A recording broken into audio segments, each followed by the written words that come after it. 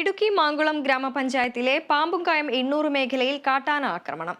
പാമ്പുംകായം സ്വദേശി ജോർജ് ജോസഫിന്റെ വീടിന് നേരെയാണ് കാട്ടാന ആക്രമണം ഉണ്ടായത്.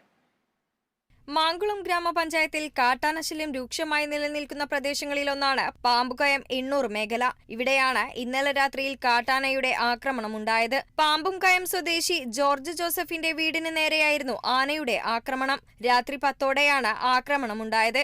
വീടിന്റെ ജനാല തകർത്ത് അകത്തിരുന്ന അരി കാട്ടാന ഭക്ഷിച്ചു. തെങ്ങ് ഉൾപ്പെടെയുള്ള കൃഷിവിളകളും കാട്ടാന നശിപ്പിച്ചു. തെങ്ങ് മറിച്ചിടുന്ന ശബ്ദം കേട്ടാണ് വീട്ടുടമ ആനയുടെ ആക്രമണമുണ്ടായ വിവരം തിരിച്ചറിയുന്നത്. തുടർന്ന് ഇയാൾ വീട്ടിൽ നിന്നും രാത്രിയിൽ സുരക്ഷിത സ്ഥലത്തേക്ക് മാറി. വീടിന്റെ ഭാഗത്തായി ഉണ്ടായിരുന്ന ശുചിമുറിയും കാട്ടാന തകർത്തു.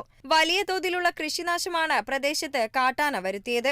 ഈ മേഖലയിലെ കാട്ടാനാക്രമണം ചെറുക്കുവാൻ വനം വകുപ്പിന്റെ ഫലപ്രദമായ ഇടപെടൽ വേണമെന്ന ആവശ്യം പ്രദേശവാസികൾ ഏറെ നാളായി മുൻപോട്ട് വയ്ക്കുന്നുണ്ട്. വൈദ്യുതി വേലിയുടെ അറ്റകുറ്റപ്പണികൾ നടത്തുകയും ശേഷിക്കുന്ന ഭാഗത്ത് വൈദ്യുതി വേലി തീർക്കുകയും വാച്ചർമാരെ നിയോഗിക്കുകയും വേണമെന്ന ആവശ്യവും ശക്തമാണ്. പ്രായമായ ആളുകളാണ് ഈ മേഖലയിൽ അധികവും താമസിക്കുന്നത്.